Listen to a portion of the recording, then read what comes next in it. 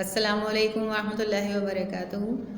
عزیز طالبات، جماعت ہفتم میں آج ہم نئے سبق کے ساتھ حاضر ہیں اور آج ہم نیا سبق پڑھیں گے۔ نیا سبق جیسا کہ میں نے آپ کو پہلے بتا دیا تھا کہ ایک ڈرامہ ہے جو آپ کے کتاب میں موجود ہے صفحہ نمبر 20 پر، ہمدردی کے نام سے۔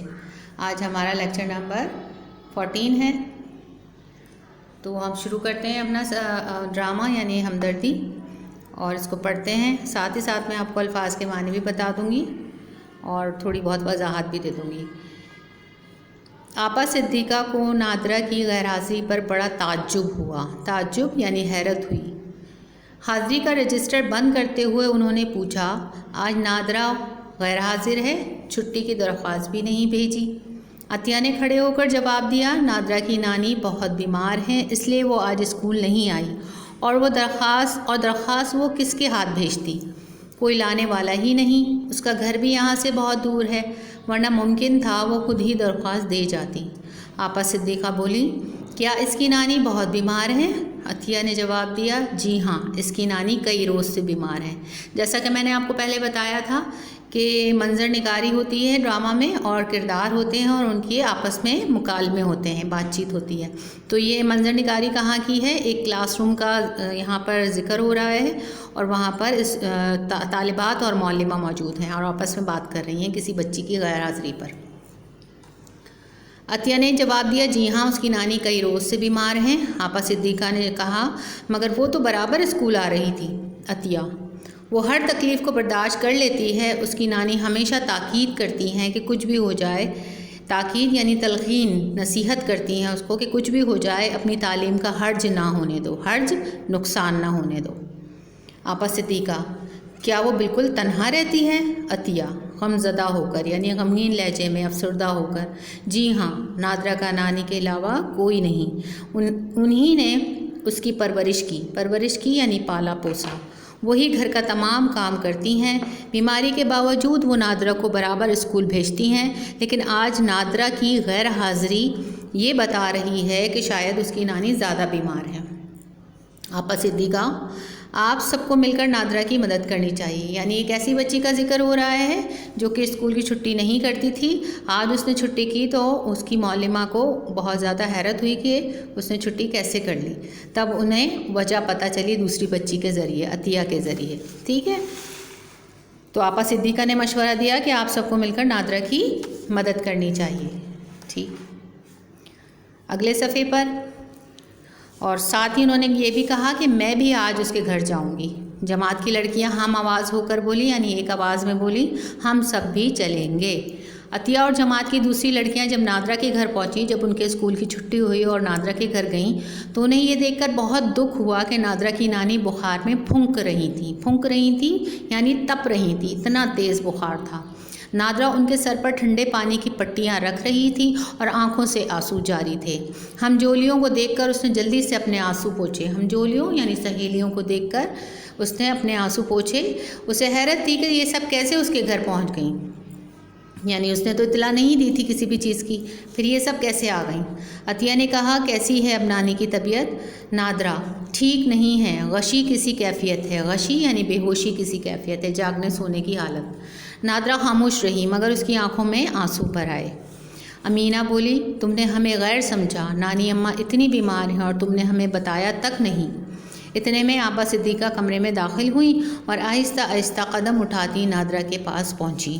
آپا صدیقہ کہنے لگیں، میں ڈاکٹر کو لائی ہوں۔ آپا صدیقہ نے ڈاکٹر کو اندر بلا لیا۔ ڈاکٹر نے نانی کا اچھی طرح معائنہ کیا، چیک اپ کیا اور بولا، ان کو ٹائیفائڈ ہے، یعنی ایک بیماری ٹائیفائڈ ہوتی ہے جس سے انسان بہت کمزور ہو جاتا ہے۔ انہیں دوا، پرہیز اور آرام کی سخت ضرورت ہے، ورنہ مرض خطرناک صورت اختیار کر سکتا ہے۔ میں دوائیں لکھ رہا ہوں، منگوا کر پابندی سے دیں، دروازے کھڑکیاں کھلی رکھیں، کمرے میں تازہ ہوا آنے دیں، کمرے کی صفائی بھی کرائیں، دیکھیے چھت پر اور کونوں میں جالے لگے ہوئے ہیں، یہ سب اتروائیں۔ آپا صدیقہ، جی ہاں ڈاکٹر صاحب، یہ سب کچھ ٹھیک ہو جائے گا۔ آپا صدیقہ نے ڈاکٹر صاحب کا شکریہ ادا کرتے ہوئے انہیں فیس دی اور دروازے تک رخصت کر آئیں۔ آپا صدیقہ، اب آپ کب ان کو دیکھنے آئیں گے؟ ڈاکٹر صاحب بولے پرسوں۔ ہاں، ٹیمپریچر کا ریکارڈ ضرور رکھیں، یعنی بخار کا جو درجہ حرارت ہوتا ہے اس کا ریکارڈ آپ ضرور رکھیں، اور مریضہ کو تازہ پھلوں کا رس بھی دیں۔ ڈاکٹر کو رخصت کر کے آپا صدیقہ لڑکیوں سے مخاطب ہو کر بولیں، بچیوں میں ابھی دوائیں اور پھل وغیرہ لے کر آتی ہوں، آپ اس وقت تک نادرہ کا کچھ کام کر دیں، بلکہ بہتر یہ ہے کہ آپ لوگ آپس میں کام بانٹ لیں۔ یہ ساری باتیں جو ہو رہی ہیں یہ آپس میں ان تمام بچیوں کے بارے میں بچیاں کر رہی ہیں اپنی معلمہ سے، جو کہ نادرہ کی کلاس فیلو تھیں، کلاس میں پڑھتی تھیں، اور اس کی مصیبت میں اس کے کام آنے کے لیے اس کے گھر آ گئی تھیں۔ اگلے صفحے پر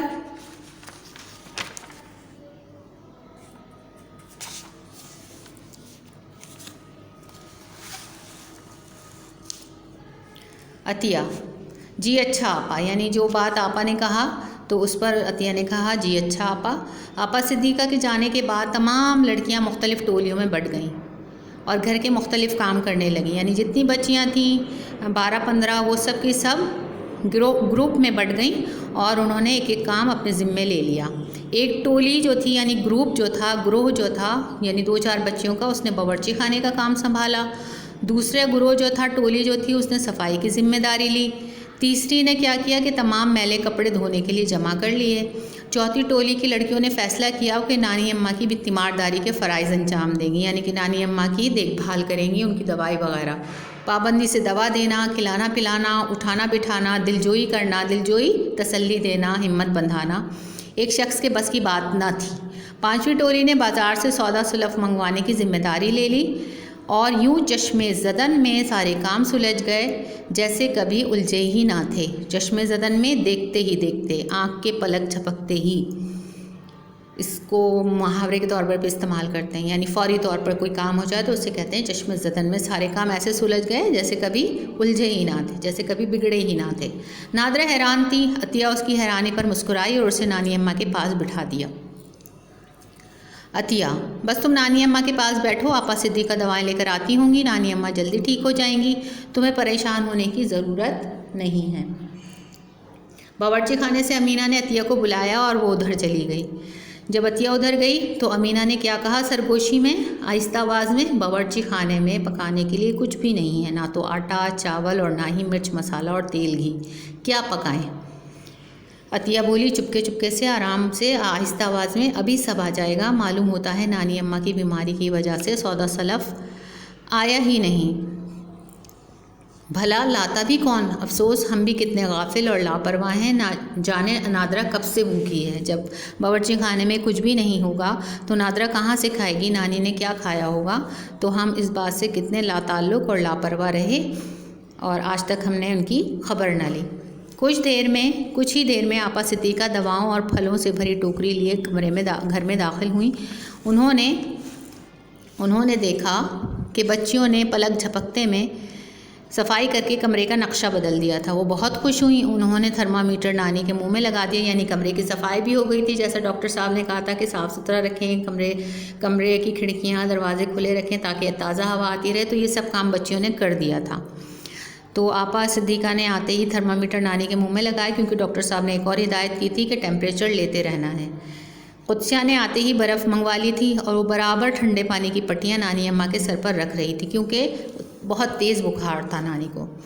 نانی اماں کی غنودگی میں فرق آتا دیکھ کر نادرہ کی جان میں جان آئی، یعنی کہ نانی اماں جو بے ہوش تھی، مسلسل آدھی جاگنے آدھی سونے کی کیفیت میں تھی، تو ان کو اس غنودگی سے، یعنی اس بے ہوشی سے میں ان کے فرق آیا، اور وہ تھوڑا انہوں نے آنکھیں کھول کے دیکھا ادھر ادھر، تو نادرہ کی جان میں جان آئی، یعنی نادرہ بہت زیادہ گھبرا رہی تھی کہ نانی مسلسل آنکھیں بند کر کے لیٹی ہیں۔ اب ان کی آنکھیں کھلتے دیکھ کر، انہیں ہوش میں آتے دیکھ کر اس کو تسلی ہوئی۔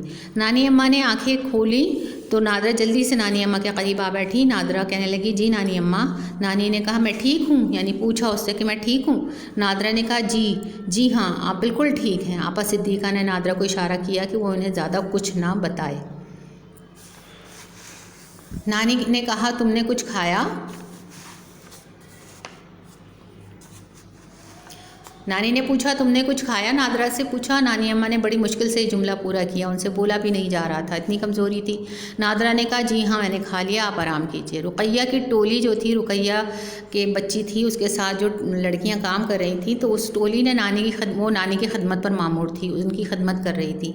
तो उन्होंने जल्दी जल्दी दवा पिलाने का वक्त और तरीका आपा सिद्दीक़ा से पूछ लिया।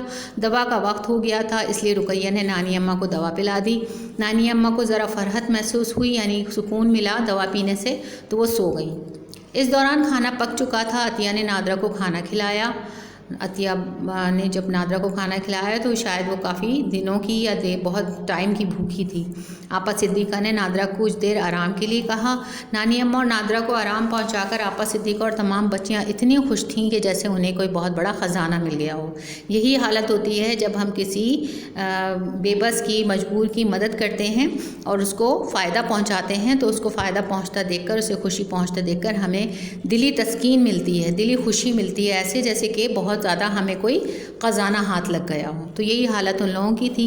आपा सिद्दीक़ा कहने लगी कि रात होने वाली है, सोचना ये है कि रात को यहाँ कौन कौन रहेगा। साइका ने कहा आपा मेरा ख्याल है कि हर टोली की एक एक लड़की यहाँ रुक जाए। आपा सिद्दीक़ा कहने लगी आपका ख्याल ठीक है, मगर आपके घरों से इजाज़त मिलने का सवाल है। अतिया ने कहा मैंने इसका बंदोबस्त कर लिया है, यानी उसने पहले ही इजाज़त ले ली थी घरों से, और हम में से हर एक को यहाँ रुकने की इजाज़त है। आपा सिद्दीक़ा खुश होकर बोली कि बहुत खूब, मैं इस वक्त तक यहाँ रहूँगी जब तक नादरा की नानी ठीक नहीं हो जाती। यानी ना सिर्फ उन्होंने अपनी तालिबात को इतनी अच्छी तरबियत दी थी कि वो दूसरों का ख्याल करें, बल्कि ख़ुद भी वो इसमें शरीक रहती थी। आपा साइका कहने लगी कि आपा आपकी बराबरी कौन कर सकता है, यानी आपके बराबर खिदमत किसी की कौन कर सकता है। ये सब कुछ हमने आप ही की बदौलत सीखा है, यानी आप ही की वजह से हमें ये सब मालूम हुआ और हमारी तरबियत हुई। डॉक्टर साहब बराबर नानी अम्मा को देखने आया करते थे।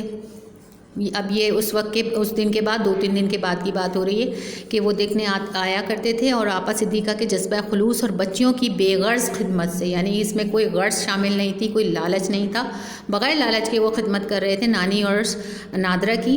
तो वो इतने मुतासिर हुए डॉक्टर साहब कि आपा सिद्दीक़ा के इसरार के बावजूद, इसरार कहते हैं ज़िद करने के बावजूद भी, उन्होंने फ़ीस लेने से साफ इनकार कर दिया। उन्हें ये देखकर बहुत खुशी हुई थी कि तमाम बच्चों ने मिलकर घर को शीशे की तरह चमका दिया था, और नानी अम्मा को बाकायदगी से दवा और ग़िज़ा मिल रही थी। नानी अम्मा की सेहत रोज़ बरोज़ संभलती जा रही थी। नानी अम्मा की सेहत रोज़ बरोज़ संभलती जा रही थी। एक दिन वो इतनी खुश और हशाश बशाश थी, यानी कि इतनी अच्छी उनकी कैफियत हो गई, नहायत खुश और तरोताज़ा हो गई कि बग़ैर सहारे के अपने पलंग से उठकर कुर्सी पर बैठ गई। इस पर तमाम बच्चियों ने खुशी से तालियां बजाईं, बहुत खुश हुई कि उनकी मेहनत ठिकाने लगी और नानी अम्मा ठीक हो गई, सेहतयाब हो गई। और नादरा का तो इतना खुशी के मारे बुरा हाल था कि नादरा मारे खुशी के आपा सिद्दीक़ा से लिपट कर रोने लगी। आपा बोली पगली, इसमें रोने की क्या बात है। आपने देखा कि ये ड्रामा पढ़कर आपको क्या एहसास हुआ, क्या सबक मिला कि इंसानियत जो है वो सबसे बड़ी चीज़ है, और इंसान ही इंसान के काम आता है, और अल्लाह ताला ने भी इसी मकसद के लिए इंसान को दुनिया में भेजा। एक तो ये मकसद हमें हासिल हुआ, दूसरा हमने ये भी देखा, ये भी आज सीखा कि ड्रामा और सबक में क्या फ़र्क होता है। इंशाल्लाह अगली क्लास में इस सबक के अल्फाज मानी और मशक़ी काम करेंगे। जब तक के लिए अल्लाह हाफ़िज़।